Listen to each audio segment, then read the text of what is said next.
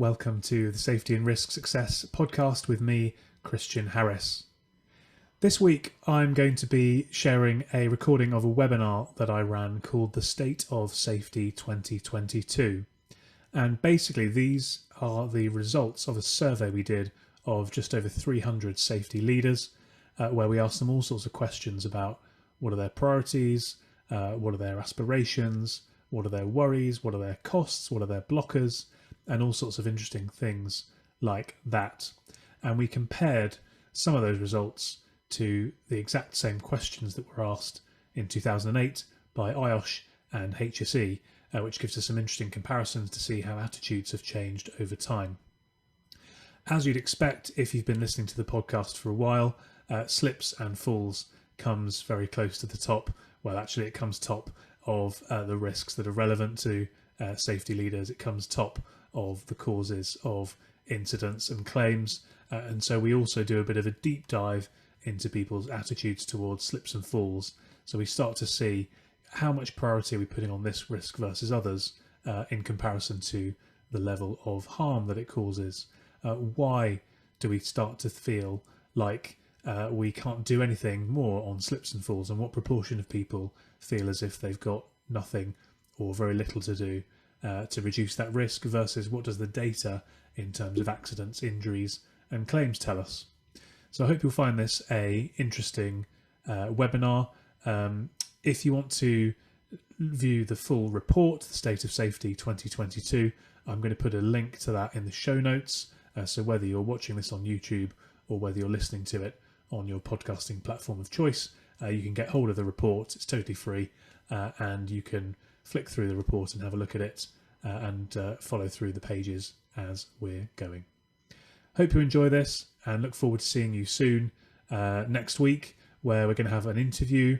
And then the week after that, actually, you won't believe this, but we're coming up to our 100th episode of the podcast. So 2 weeks' time, episode 100. Thanks for joining me today. Thanks for being on this journey, and hope you enjoy the State of Safety 2022. Cheers. Welcome to the Safety and Risk Success podcast with Christian Harris. We believe that proactive safety and risk management powers business performance. Each week we explore this theme, sharing guests, stories, insights, trends, hints and tips. You can find us on all the major podcasting platforms, and video versions are available on YouTube. But for now, let's join the conversation with Christian. So thank you for joining me today to run through the State of Safety in 2022. And what we basically have done here is we did a survey of about 300, just over 300 safety leaders, and we asked them lots of questions, including some questions about their views, about risks, what their goals were, what was important to them, what were some of the blockers that were getting in the way, what are their biggest causes of incidents and costs, and lots of other things. So we're going to be running through the results of that today just by flicking through the report, which is called the State of Safety 2022. Everybody that attends the webinar today is going to get a copy of that sent to them. If you're listening to this on my podcast, or if you're watching this on YouTube or something in the future, then go to my profile on LinkedIn and you'll be able to find a copy of the report there somewhere or other. The other thing we did that was interesting as part of this is we asked a few questions that had been asked in the past by IOSH and HSE, and this was back in 2008, and we did that so that we could have some comparisons to see how things have changed over the last decade or so, or nearly 15 years, I suppose. So that's one of the things that we did, and we've also mentioned here in the report some work that Rosber have done recently with RSA Insurance, where they've been doing some of their own research on slips, trips and falls. So they have this initiative at the moment called Fall Fighters, which is all about preventing falls in the home. And so they did some research. So we cite some of that research as well in the report. And the idea with this is to turn this into an annual thing. So This time next year, we'll be doing a very similar webinar, producing the report, and earlier on in the year, we'll be asking for people to contribute to that by answering some questions. Certainly everybody that's on this call today, I'll ask them to contribute, and I'd be delighted if you would do so. So 300 safety leaders spoke, and here's what they said. Let's get into some of these results. So one of the first things that we were really keen to understand is what's important to safety professionals. So we asked a question here of ranking these outcomes in order of importance to you personally. And the number one, far and away, thing that people cited was fewer people getting hurt. So in other words, we're in this industry, this vocation to stop harm. Second thing that came up was having certainty that my top risks are under control. And I was quite interested by this because I thought that was not an obvious number two. I expected fewer riddles to be number two. In fact, it was number three. And I suppose that points to something else we're going to see, which is one of the reasons that these outcomes are not getting achieved is people are quite busy. As I'm sure everybody on the call knows, certainly in the COVID times, we've had lots of other things added onto the list. We've had health and environment being added onto the list of safety over recent years as well. So the workload is significant. So having certainty that risks are under control is really, really important. So that's certainly something worth thinking about in terms of what can you do, what can you systemize, what can you achieve in terms of partnerships with suppliers, or what can you work on internally to give you that certainty. What gets in the way then of achieving those outcomes? So we know that people want to see less harm in their business. So which are the blockers or inhibitors of achieving those objectives? And the number one cause was juggling priorities. Number two was the view that safety culture could be better. Third place was not enough budget, followed by not enough time. So again, probably no surprise to people on this call that the role of a safety leader is a very, very busy role. And so you've always got priorities to juggle. So the question is, what can we do to try to cut through some of that and to try to achieve the strategic outcomes that we want to, rather than be dealing with filling in forms and accident investigations and stuff like that. So a very clear picture came out there. The other piece around safety culture I thought was interesting. We talked about this on the safety roundtable, and for those of you that don't know, I host a safety roundtable on Wednesday mornings. Many of you on the call today I know are regular attendees, but we normally have about 30 people on and we discuss different topics. One of the topics we discussed recently was safety culture, crux or crutch. In other words, is safety culture really, really important, or is it something that we use as a bit of an excuse and perhaps we should be focusing on other things? But certainly the view here was that safety culture improvements would be needed, because if not, then that would be a blocker to achieving those objectives.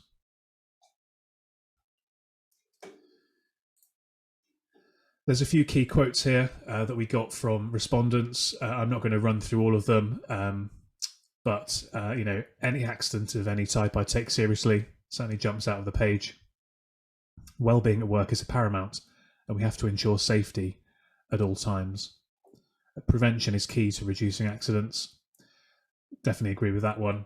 And certainly if you think again about, we want less harm, but we're juggling priorities. Well, if we could figure out a way of being preventative and a way of having certainty about being preventative, that would achieve the objective and it would free up some of our time. So certainly there's some good themes coming through.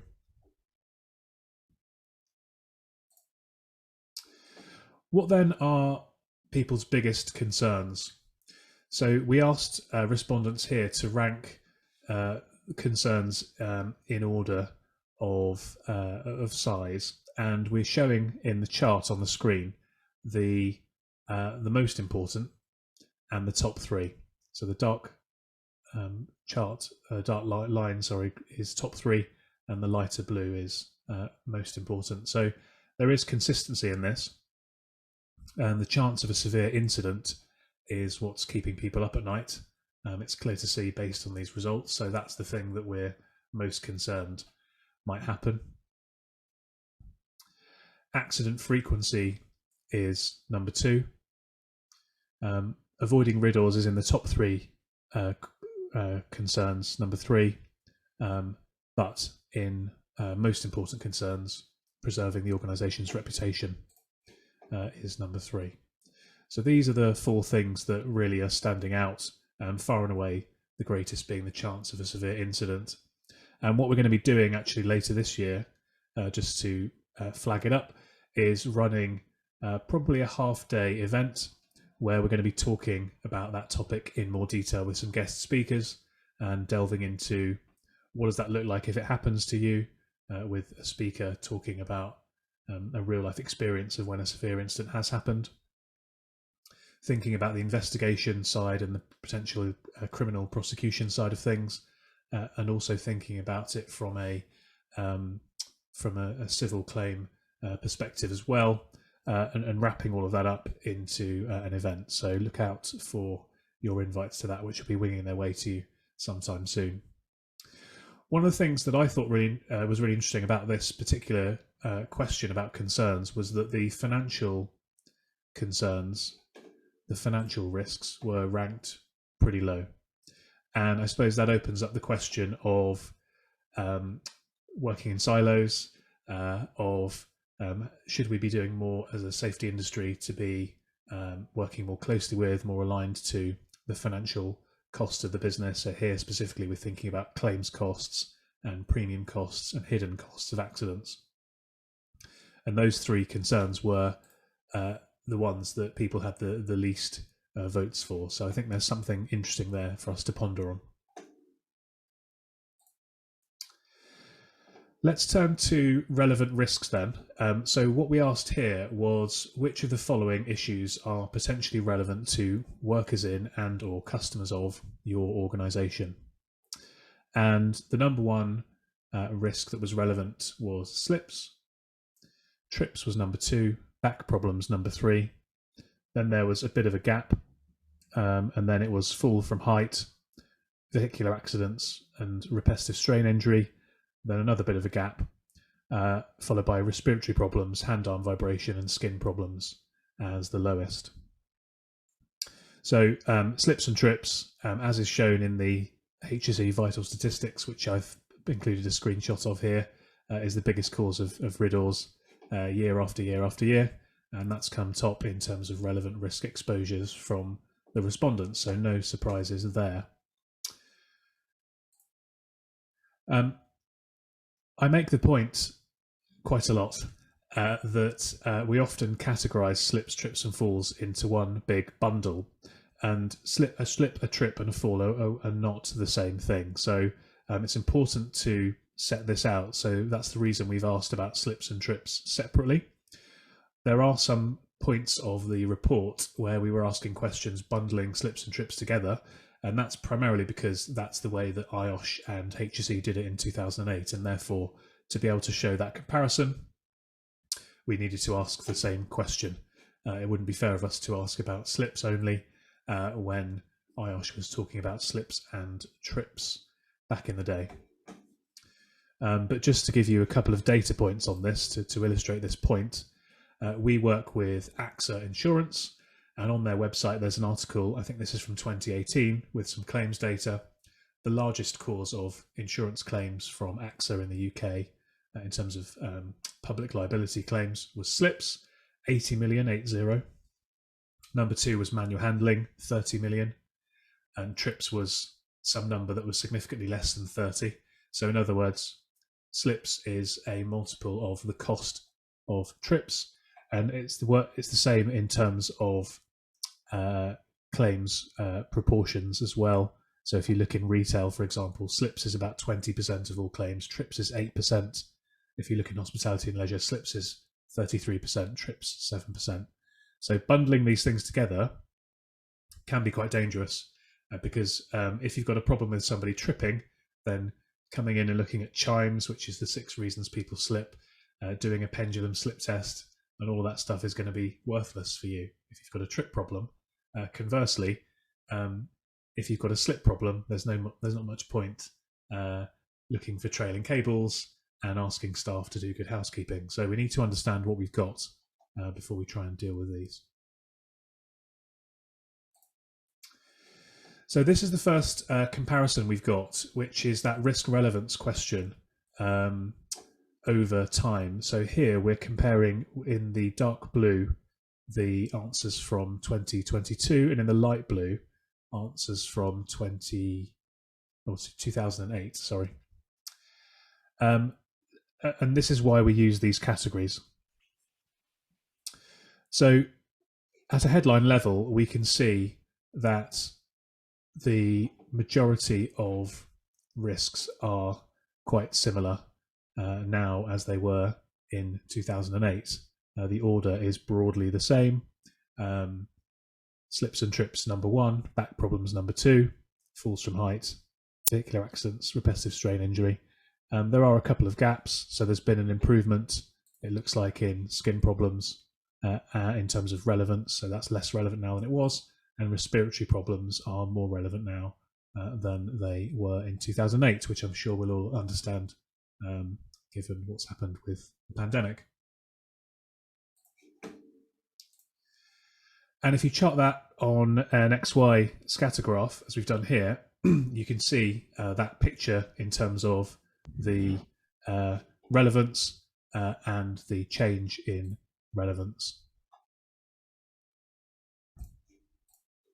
So skin problems is down in the bottom left because it's the least relevant now and the relevance has been shrinking, whereas slips and trips is furthest towards the top right because it's the most relevant and the relevance has been increasing. And you can see respiratory problems at the top here, where it's still interestingly perceived as a relatively modest exposure, but that level of exposure has grown very, very strongly.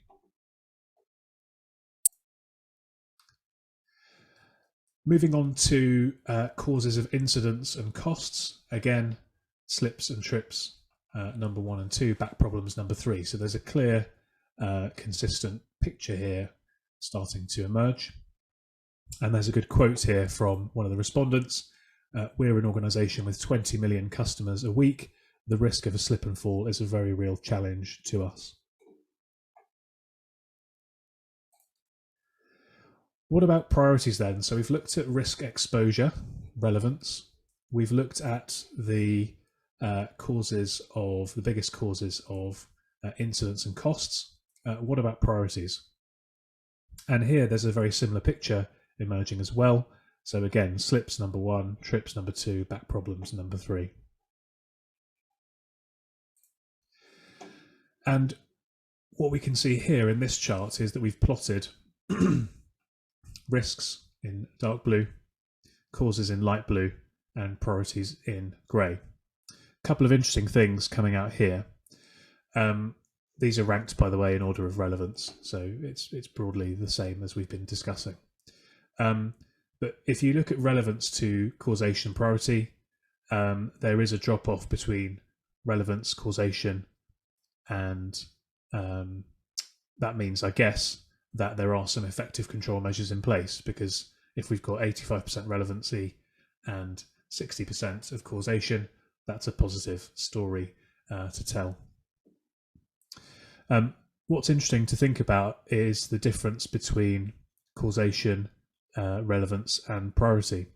So we can see here, for example, on falls from height, it's 4th in the list of relevance. It's a bit lower in terms of cause, but the priority placed on falls from height is much higher than the level of causation.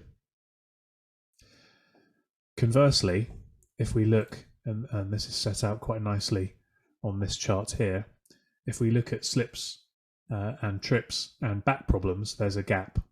So what this chart shows is on the right hand side, it's lower priority, larger cause, and on the left hand side, greater priority, smaller cause. So we can see here, falls from height, we place a much greater priority on falls from height than the level of causation would suggest. And we are placing at the moment a much greater emphasis in priority on respiratory problems than the level of causation would suggest. However, with our top 3 areas of risk relevance and causation, we're putting a lower level of priority on those than the causation and the risk exposure would suggest. So interesting to delve into some of those things. Clearly, if we think about falls from height, the likelihood of a very severe incident is much higher than the average slip, trip, or back problem. So that could be one of the reasons. Respiratory problems, again, top of the agenda for the last 2 or 3 years. So there's no surprise that there's been emphasis placed on this. But again, if we go back to what we said at the start, which is that we want to see lower levels of harm, and we're struggling with overwhelm of juggling priorities, these top 3, where we're placing less priority, even though there's a larger cause, are all examples of attritional types of incidents and insurance claims. And these are the ones that are going to be taking up a lot of our time, keeping us busy, juggling those priorities, but we're not placing that much priority on them comparatively.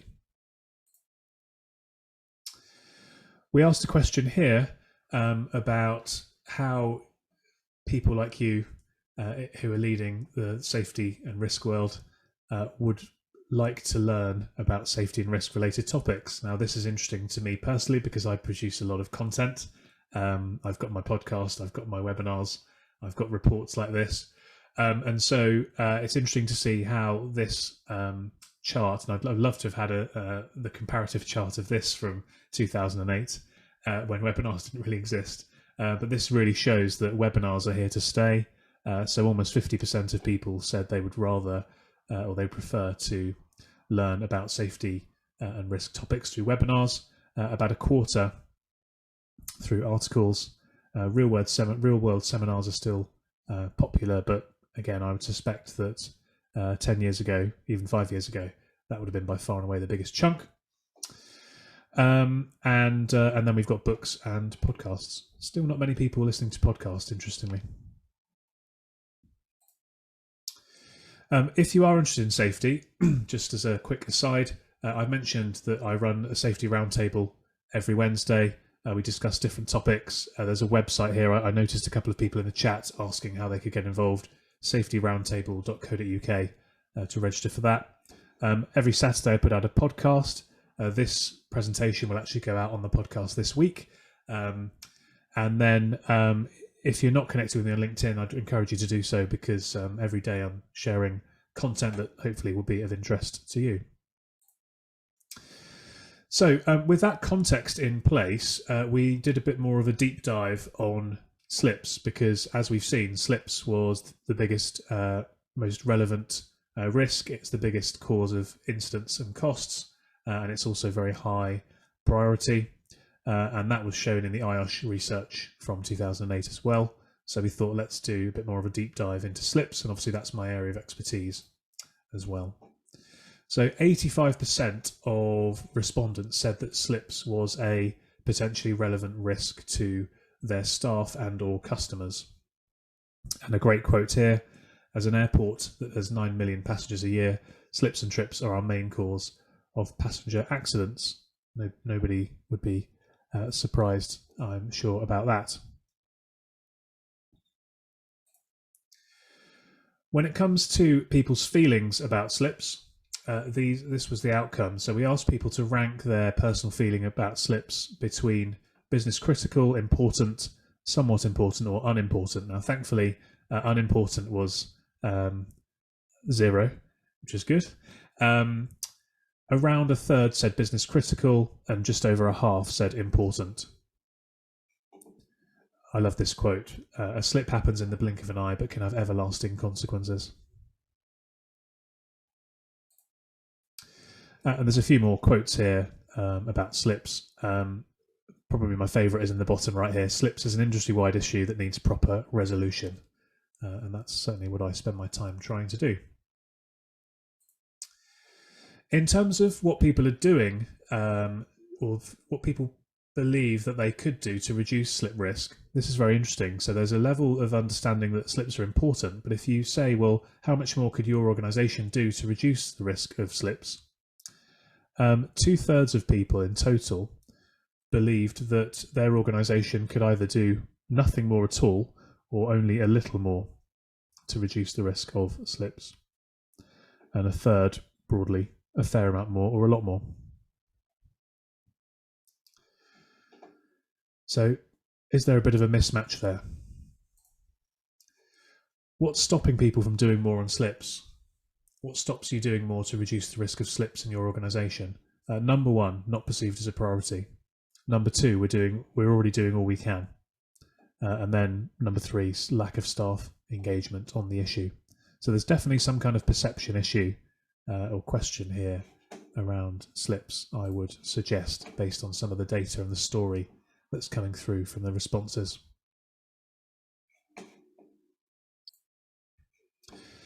Let's put that into a bit of context. So we've seen from the respondents to the survey that slips was their number one cause of exposure. And these here are the HSE's RIDDOR stats over the last 5 years. So this is slips, trips and falls. But as we've seen, slips is a factor of several times larger than trips. And what we've seen is broadly a very flat picture over the last 5 years, or a bit of an uptick actually in the last year.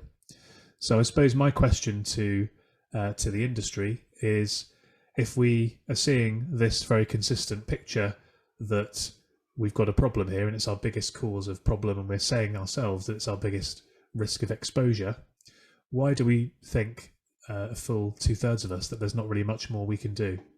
Very, very interesting question to ask. If anyone's got any thoughts on that, I'd love your responses in the chat, and perhaps we'll have a chat. We'll unmute and have a chat at the end as well. So yeah, here, we've got 30% of RIDDORs are slips broadly, and yet 67% of safety leaders believe they've got little or no room to reduce slip risk. And if we think about, how much more could your organisation do to reduce the risk of slips? Another question we asked. Again, 2/3 or so, no more or a little more. So there's a very consistent view of safety professionals that they're doing a good job. The challenge I would pose to that is the data perhaps is suggesting otherwise. Not that we're not doing a good job, but that we could improve further. What did our respondents say would prompt them to do more on slip safety? And these are the top 3 reasons cited. So the first thing that came out on top was an upward trend of accidents. Secondly was a serious incident, consistent with what we'd said before. And then there was quite a big drop down, but the third most cited reason was a request from your insurance company. Now, my response to this is that clearly if there's an upward trend of accidents, you'd hope that would prompt you to do more. But I suppose the question is, we're not necessarily likely to see an upward trend of accidents. If you look at the big picture here, go back to those RIDDOR stats, it's broadly flat.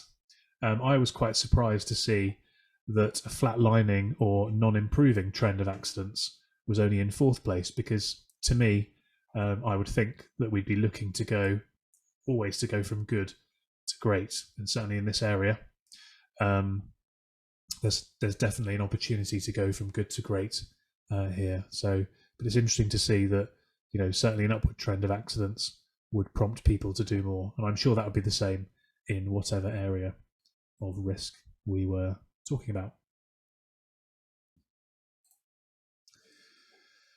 So I mentioned the Rosber Research, which they did in conjunction with RSA, and there's a couple of there's one data point and a couple of quotes here from that research, and they surveyed a few thousand, I think, business leaders or business decision makers, and just over half, 51%, felt that slips, trips and falls, again bundling them together, were inevitable in the workplace.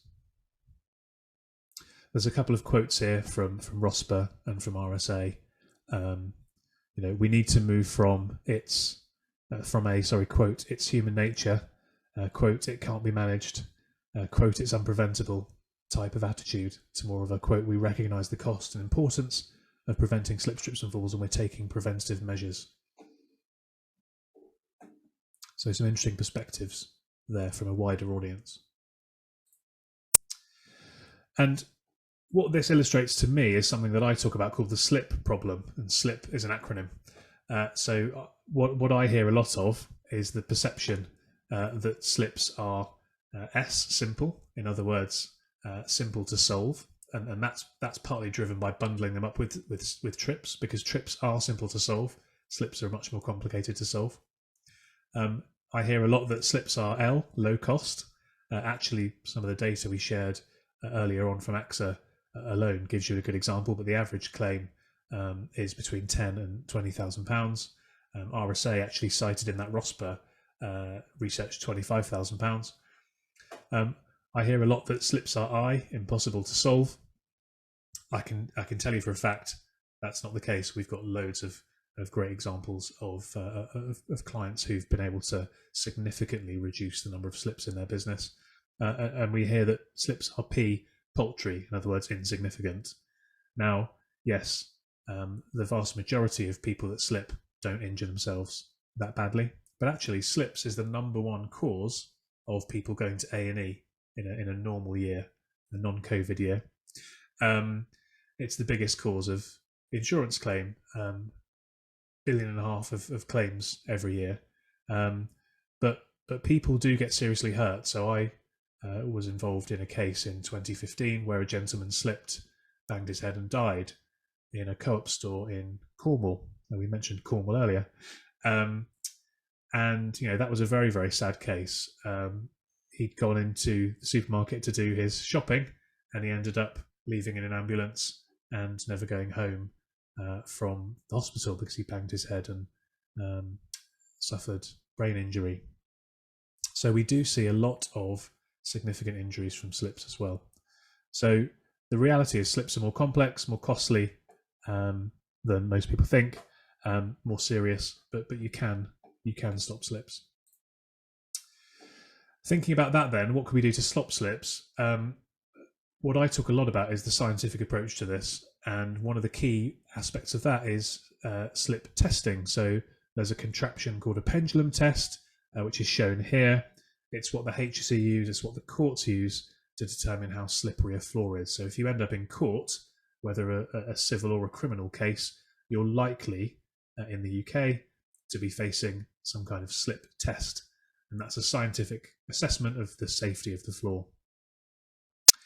And as David Scott here, who I've interviewed on my podcast before, says, and he's a lawyer that defends insurance claims on behalf of hospitality and leisure clients, if you have compliant slip test data, you should expect to defend that claim. I would take it a step further. If you've got the slip test data, you should expect to be able to prevent accidents from happening in the first place, never mind the claims. But we asked the question to respondents, when was the last time you had a slip test? And over 50% said never. Only 20% said in the last 12 months. And the point with this slip test is that if you've got the data, as David says, you can use it to defend a claim, but it's only valuable if it's valid, if it's current.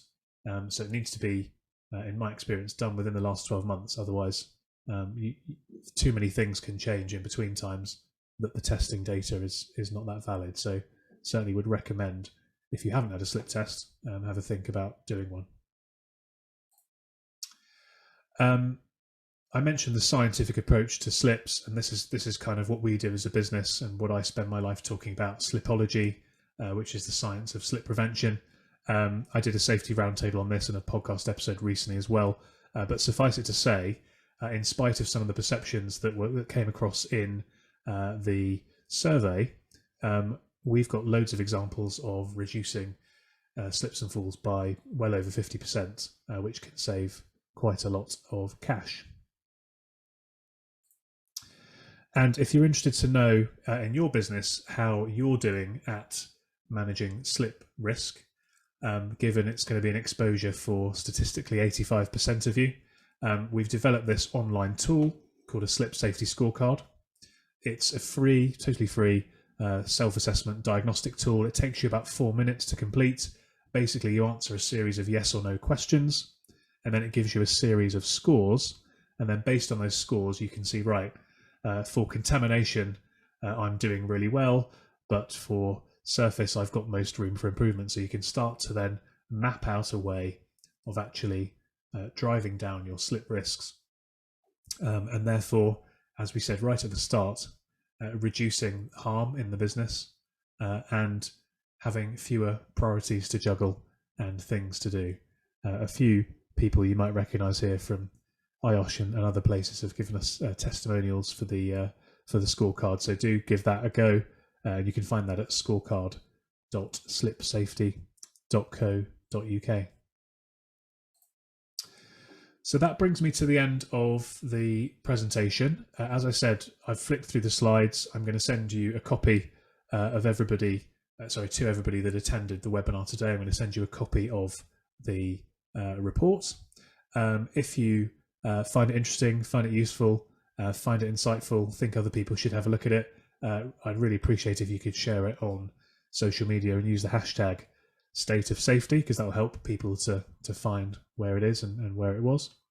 I'm happy to take some questions now. If anybody has any questions or comments, happy to open it up to a bit of a safety roundtable style discussion as a bit of a taster for those of you that haven't come on a Wednesday morning before. So I'm going to stop sharing. How do I do that with the new here we go, stop share. There we go. So if anybody does have any questions, comments, thoughts, now's the time. If not, then I've managed to rattle through that in about 40 minutes. So I've saved you 20 minutes of time from the hour that we booked in. So thank you very much for coming along. If there aren't any comments. Thank you everybody for the kind words in the chat. Appreciate it. You can't unmute. Right. Okay. Hold on a second. Allow participants to unmute themselves. Sorry, guys. Who wants to put your hand? If you want to say something. Go to reactions. Put your hand up. Simon Rosser, you've put your hand up. Right. Hopefully you can hear me, Christian. Yeah. Last time it was we couldn't actually get heard. The questions on. One on the, has anybody done any research into the level of fine for slips and trips? Because the sort of the judging levels, its severity, slips on the whole aren't fatal.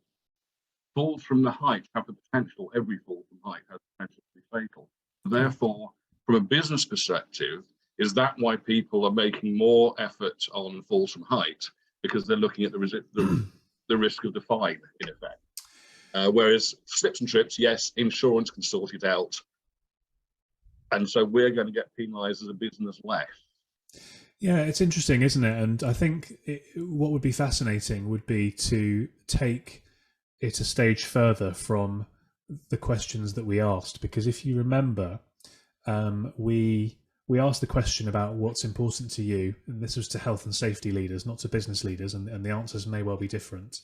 But the financial things were very much low down the agenda.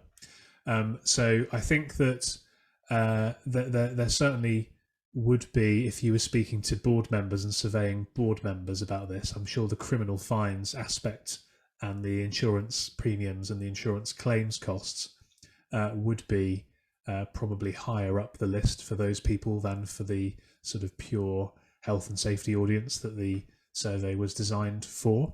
But it would be interesting to take that a stage further.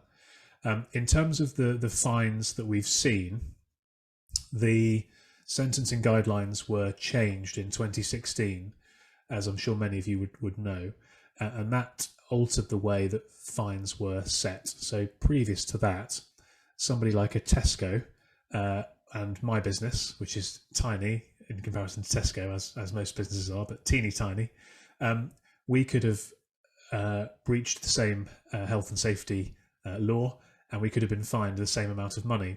And let's say it was a £10,000 fine. That could have been quite punchy and significant for me, and it would have been less than a rounding error for someone like Tesco. So in 2016, they decided to change the way that sentences were passed. And so a larger organisation is likely to have a much larger fine. So there's the size of organisation, severity, and a few other factors that they look into. In terms of since those changes, there have been 3 or 4 big fines for slips. So the Co-op case I mentioned was the second largest, and that was a £400,000 fine after the death. And that incident was 2015, and the fine was, I think, 2017. The largest was for Tesco, and there was an incident. I can't remember when the incident was, but the fine came out just before the COVID hit in February 2020. And this was a slip where a gentleman broke his hip. It wasn't a quote unquote serious injury. I'm not downplaying a broken hip, because this gentleman was elderly, and a broken hip at that age is fundamentally changing your life. But what I mean by that is it wasn't an amputation, it wasn't a brain injury, it wasn't a death, and they were fined £733,000 for that. So the trajectory is going up, and the next time there's a fine in a supermarket for any kind of slip where somebody has been injured severely, I would imagine that we'll breach the £1 million fine for the first time, and that would create obviously a lot of headlines and stuff.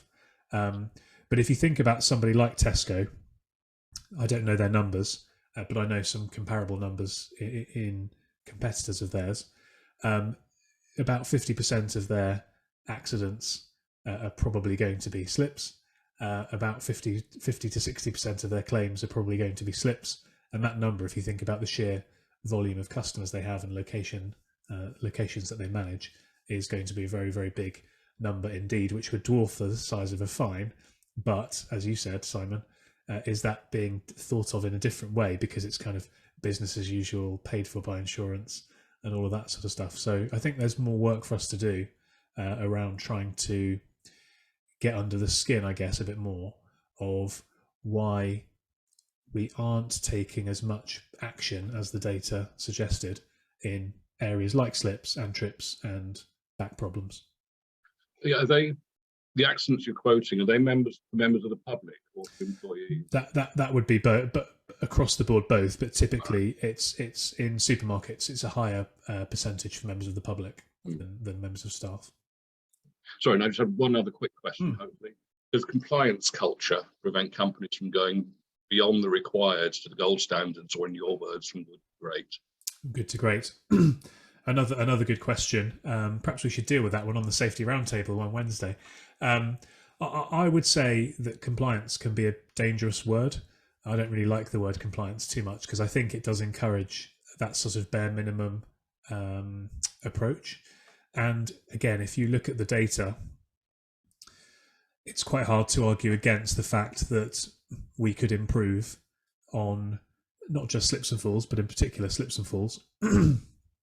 So, should we be trying to move beyond compliance? There's a good actually series of webinars called Beyond Safety Compliance, which happen every month, which I can recommend as well.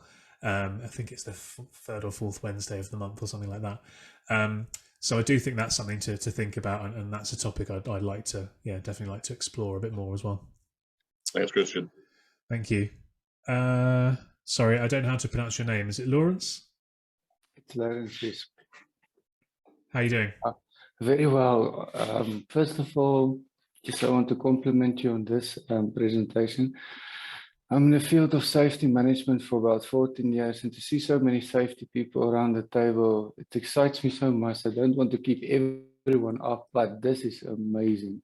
I'm looking for something like this for many years. I'm on the internet the whole time. And to answer your question about podcast, I'm in sunny South Africa. I've never heard of a safety podcast, and I'm looking for a safety podcast for 5 years. There you go. So this is excellent, and your information gives me quite goosebumps. I love safety, and I want to do safety for, I don't know, till I die one day. And this platform is next level. Just a bit of other information. I would rather not keep up everyone with this. I just want to write to connect with you because, like I said, this is the best platform I've ever seen on safety, and the content that you gave regarding slips and trips is so well thought of and so nicely data that I am sitting here, I'm like, why didn't nobody in South Africa talk about that? And to be honest with you, this device that you're talking about, I've never seen that. I've never ever seen that. Never.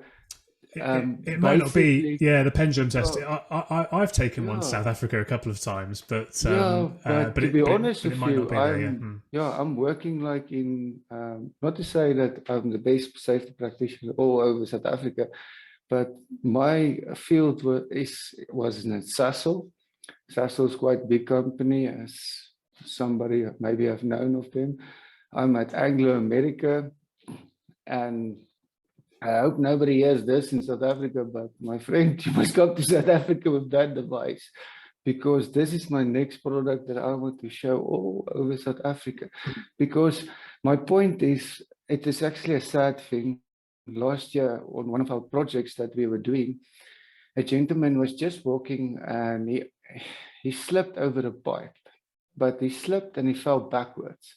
He hit his neck, and he's actually in a coma that I last heard, and he lost all of his mobility from his neck down. Yeah. So just by slipping and walking backwards, doing a toolbox talk with his team, he did not see a pipe on the ground, and now he cannot walk anymore.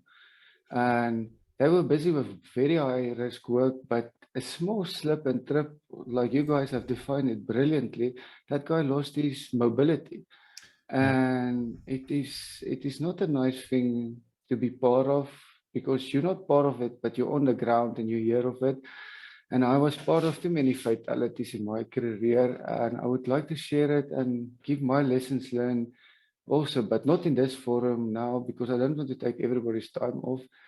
And I want to be part of your roundtable. That sounds exciting. Yeah, no, do join us. They're happening on Wednesdays. But thanks again for inviting me for this one. I wasn't sure who invited me. I just came now 10 minutes before, and my man, you changed my whole day. Good stuff. I'm glad to hear it.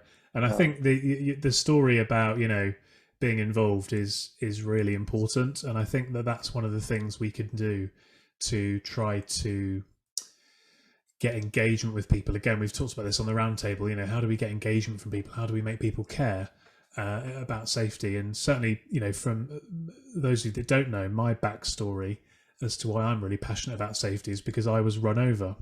So I was walking down a pavement with my girlfriend at the time, who's now my wife, and a car sped around the corner. We think skipping through a red light, lost control, mounted the curb, and ploughed into me. And I was obviously, I always say, very unlucky that it happened, but very lucky that it wasn't worse, because I do have scars, and I've got wrist problems and some neck stuff and whatever, but obviously it could have been much, much worse. And once you've had something like that happen to you, you definitely, really, really empathize with people that suffer from accidents and injuries that weren't their fault. And again, if you look at the data, as the survey today has shown as well, slips and falls is the biggest cause. So that's why I'm sort of in this area, I suppose, in major part. And my story, that story you shared, the co-op story, and there are countless other stories as well, are all ways of bringing it home to people, and I guess making them just have a second look. And that's kind of what I spend my life trying to do, really, just get people to say, well, perhaps I could do a bit more here, perhaps I could be a bit better, perhaps I could go from good to great. Yeah, because the most thing that, sorry man, I will be blunt now, irritates me about all industries all over the world. They put that logo in front, safety first, and they take safety and they sell safety and they talk about safety so much, but at the end of the day, they don't spend even 1% of their budget on safety. Then they come with this GDP thing. We will spend so much on the defense system and all that stories of political stuff. But I mean, spend money where it's supposed to be, because you talk about it all the time. You put it in your logos, but I've never, ever seen a company spend enough money on safety and all the technologies is there. I mean, it is there and people can work so safely on site, but every day you see somebody get injured. Yeah, definitely. Good stuff. Well, look, thank you everybody for joining today. Really appreciate your time, and thanks to those of you, because some of you are on the call today who participated in the survey as well. I will be sending out a replay. I will be sending out a copy of the presentation to you as well. If you want to chat a bit more about any of these topics, feel free to reach out to me, or do come along to one of the safety roundtables. And if you want to recommend the webinar to anybody, I'm going to be running this webinar again in about 3 weeks' time, so other people can come across and join in as well. If I invite you to that one as well, apologies, but when I'm doing invitations, it's quite hard to necessarily remember who's been to any particular event. So thanks a lot, everybody. Appreciate it. Let's stay safe out there, and see you again soon. Thanks for joining us on the Safety and Risk Success podcast. If you've enjoyed this episode, please hit follow and do share on social media. Does anyone you know spring to mind as a great guest, even yourself? If so, please contact us on podcast@slipsafety.co.uk. See you next week for another episode.